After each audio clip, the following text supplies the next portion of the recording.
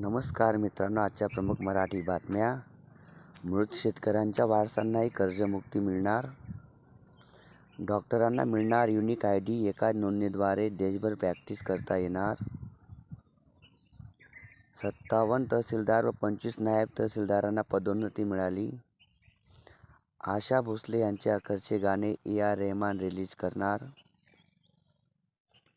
SIRचे नवीन वेळापत्रक जाहीर. अंतिम मतदार यादी 4 नोव्हेंबरला प्रसिद्ध होणार. फेब्रुवारी 2027 मध्ये तटरक्षक दलाची जागतिक शिखर परिषद दिल्लीत होणार. पाईप गॅस जोडण्या लवकरच होणार. 1 सप्टेंबरपासून नवीन नियमावली. केंद्र सरकारने सीमावर्ती राज्यांसाठी नागरिकत्वाच्या नियमात बदल करत जिल्हाधिकाऱ्यांना नागरिकत्व देण्याचा अधिकार देण्यात आला.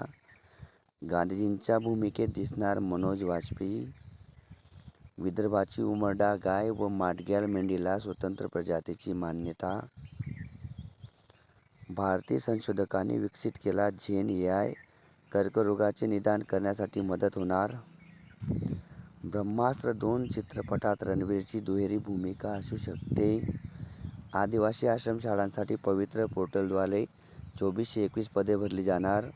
खुल्या खाद्यतेल विक्रीवर बंदी.